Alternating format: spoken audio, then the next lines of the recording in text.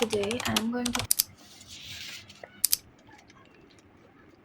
Today I'm going to talk about the statement of purpose and how I actually wrote it so that you guys can follow the steps, and also I will talk about the common mistakes that should be avoided in order to not get rejected because of your statement of purpose. Okay, so these are the actual steps that we have to follow in order to write a strong statement of purpose. I have written down everything that you guys need to keep in your mind. If you want, you guys can take a screenshot so that it will be helpful to review it later. So the first step is do research and gather ideas and information from online resources. What I mean about this one, I already talked that there are plenty of resources and different statement of purposes that you will easily find in online. You just need to search and then you can just read through all of the things.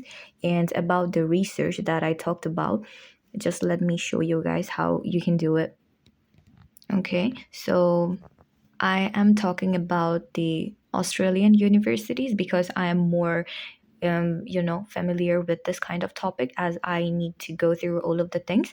So, for example, this is my university, Latrobe University, and different universities has their own separate website. So you can just Google it, and you will find lots of information and the website as well. So, for example, this one, Latrobe University, I searched for it. Then all I need to do is click on it. Then you will find all of the things within this field. You will find your courses like the arts, social sciences and communications, engineering, information technology, whatever you are interested in, you just need to click on it. For example, my course is cybersecurity, so all I needed to do is click on this icon, information technology. Then it will show you all of the. I am an international student. If you are an international student, then you have to click on it. Then after clicking on this one, it will show you the exact page and the course requirements and each stuff. Okay, so after clicking on this one, you will see the courses that are available for information technology, like Bachelor of Commerce or Bachelor of Computer Science, then Bachelor of Cybersecurity. So all you need to do is see all of the options, and whichever you find most interested about, you just need to click on it. For example, Bachelor of Cybersecurity. Then you will see all of the things like applications now open. You can read about the things and courses that you are going to study in this particular course, entry requirements, pathways, everything is included here. All you need to do is do your research. So these are the credit points, the annual tuition fees, what you are going to expect or about your courses, everything is here. All you need to do is go through all of the things.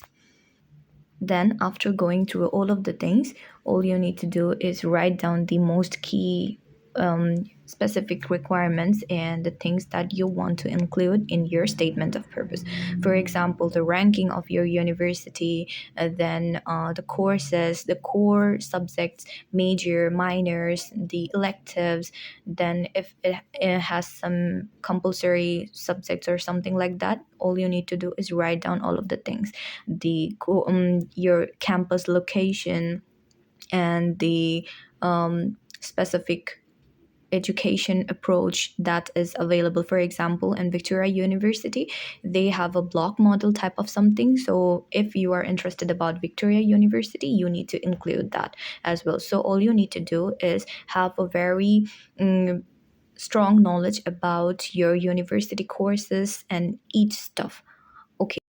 The second option is be specific, not generic. What I mean by this one is there are lots of templates you will find online, and many students use these templates, but these are already very generic. I actually don't like to use templates. For example, if I give you the example of IELTS writing section, you have to use your own words, and the more advanced words you are using in your writing, the chances are you will get a good band score. So that's how I like to link these two sections. You can say it in this way. So I would say that try not to use the templates. If you are okay with it, then go for it. But I personally don't like to use templates. I like to use it in my own way. So I would say try to use some advanced words in your statement of purpose, but that doesn't really mean that you have to write your whole statement of purpose with lots of advanced words. Try to be very specific in which areas you want to use your advanced words to make it more highlighted in front of the reader who is going to read your statement of purpose. For example, like the visa officer, or when you are giving genuine student, that one, or when you are giving an interview for your university application process. So try to use some advanced words so that it can catch the attention of your visa officer or interviewer or anyone who is reading your statement of purpose. That's what I'm trying to say. And also be very mindful of your word limitations. You don't need to write lots of irrelevant informations in order to make it more big. Try to be concise. Okay, so for different Australian universities, these are the actual questions. For the visa or maybe the GS interview, most of the time the university will give you the instructions that you have to follow in order to make your statement of purpose more strong. So these are the questions. The first questions are always like, give details of your current circumstances. This includes ties to family, community, employment, and economic circumstances. So whenever in which university you apply for, they will give these four questions that you have to answer in your GS statement and visa application as well. So, for the first question, what you need to do is you have to briefly introduce yourself. For example, you have to write your own name, your date of birth, then your family composition, meaning that how many members are there in your family. Then you also need to include in which year you completed your high school, or if you're applying for a master's degree, then you have to also add your bachelor's passing year. So this kind of stuff, you have to be very brief with it. You don't have to write all of the things, but be very concise when you're writing these things. And also you need to add this one as well: families, liquid and immovable assets. So when you are making documents for your GS statement, you have to make documents according to your, the assets evaluation. Something is like that. When you go through application process, you will know all of the details. So there's document which includes the assets and your and fathers or any sponsors annual income. You will see a document like there. So you need to include the details of those values in your statement of purpose as well. So these are the things that you have to keep in mind when you are answering the first question. Also, if you have any gap after completing your high school, for example, in Bangladesh, we have an HSC examination, which is called Higher Secondary School Certificate. So if you have a gap after this one, you also need to include like what you did after this period. So you can write if you were doing your IELTS coaching, you can write it, or if you were giving admission tests, you can also give that in your statement of purpose, so that the person who is reading that can understand that there's a very specific reason why did this person have this much gap while they were applying for studying abroad. So for this question, at first you need to write down why you chose Australia when there are lots of countries around the world. So you have to write down why you specifically chose Australia. As for me, I wrote like, Australia is known for its high quality of education. Then the environment is similar to my home country, which will help me to adjust to the environment, something like that. And also I added the environment is very welcoming for international students. This will help me to develop my skills, and it will widen my horizon of knowledge about different cultures and different perspectives, something like that. I added this kind of thing, so you can also do it. So you need to follow these things. which countries did you compare and why you chose Australia as your study destination. So you have to compare with different countries and why you specifically chose Australia. But different person have different reasons. So you need to figure out why you chose it. The second one is which course option did you research? So we all know that there are different options that you can choose. So you have to be very specific why you chose the course in this university. For example, I chose cybersecurity. So I explained like I used to love solving problems, especially it really helps me to choose the path that I want to pursue my future career in. Is when I was doing my HSC, there was a subject which is called Information and Communication Technology. So I really used to like working with HTML, C++, logic gates, different kinds of stuff. And I scored my highest score was in ICT. So it really helped me to choose my own path. So if you are very specific and if you know in which direction you want to go, then you have to include this as well. Try to explain your own interest, why you are choosing this one, why you are passionate about pursuing your career and pursuing your study in this particular field. You have to express your excitement about this one, okay? So the next one is demonstrate your understanding of the intended course, what you expect to learn, and what aspects of the course interest you the most. So in this part, you can add like there are these specific credit points, and the core subjects are these, the majors or minors are these. I am my future goal is to become this one. Then that's why this subject will help me to link my study with my career and future prospects. You can say it in this way. So you have to be very specific about the course that you are writing, which will definitely help you when you are pursuing a particular field, or when you are applying for a particular job after completing your studies. You have to also add this one: reasons for not doing similar course in your home country. This is a very normal and common question for international students. So as for me, I wrote like in my country the education system is more theory based, but in Australia it's more like practical terms. So this will help me to get hands-on experience on different fields that I'm going to work in. So that's what I wrote. So you have to compare your country's education system and why you are not doing this similar course in your home country.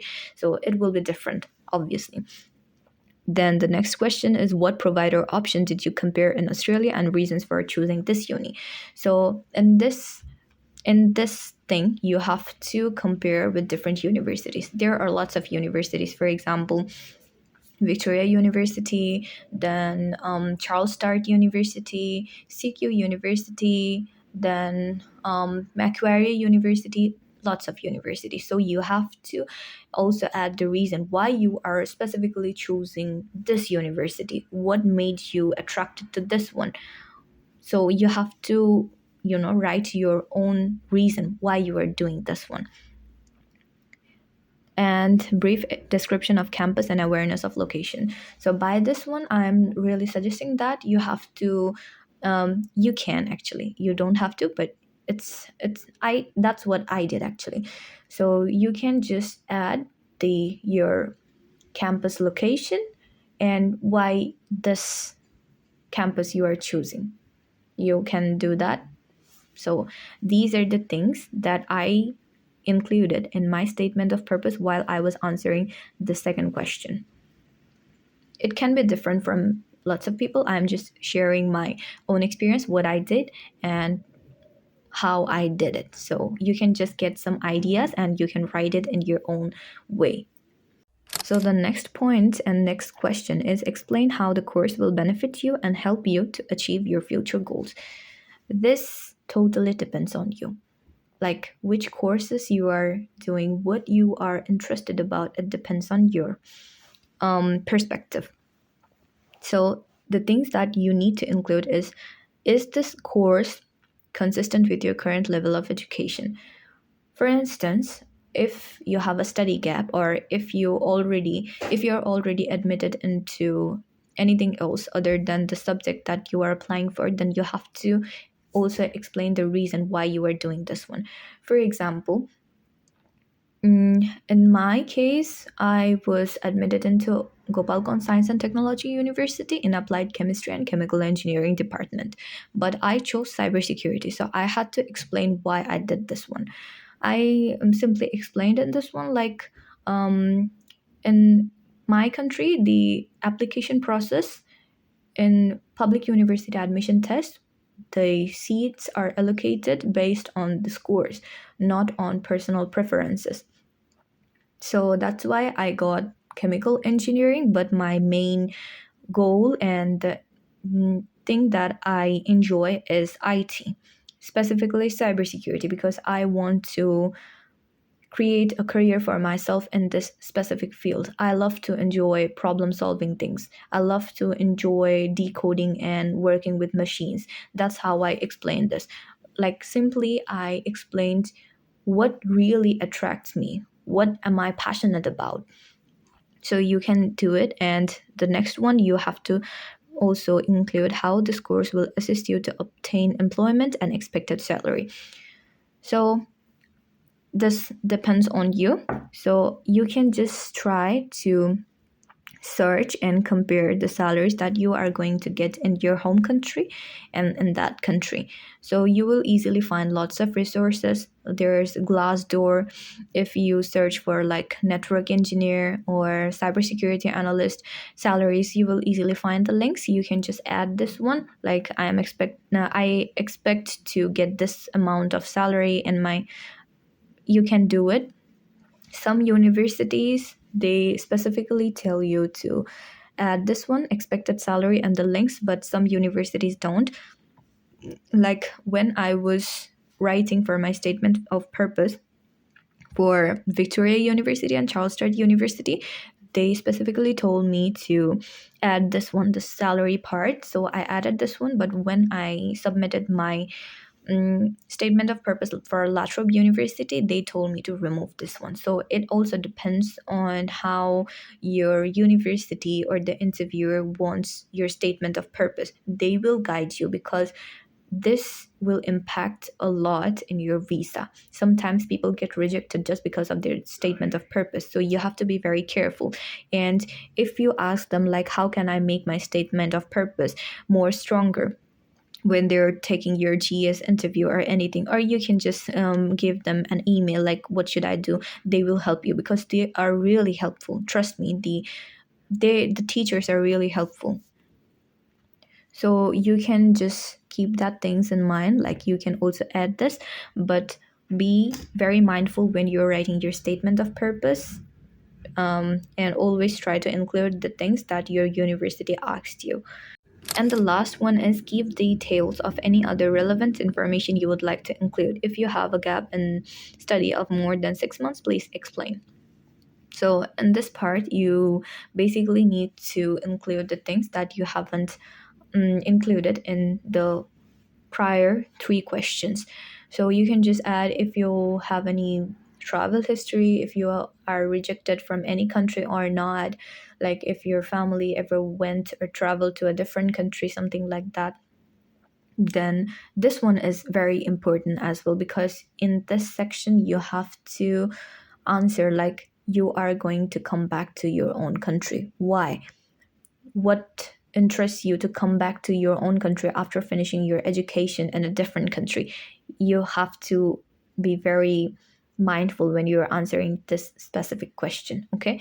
And if you have any study gap, then you do have to explain that as well. I will make a separate video for a gap explanation later, because you also need to do it, because if you have any gap in your study period. So I will make a specific video about this one, and in my next video I will talk about the interviews, the GS interviews or the visa. Most of the time Australian universities or Australian government doesn't really do the visa interview, but you need to be prepared for the GS interview that will happen when you are going through the application process. So I will give advices and tips about how you can present yourself more confidently in order to pass that.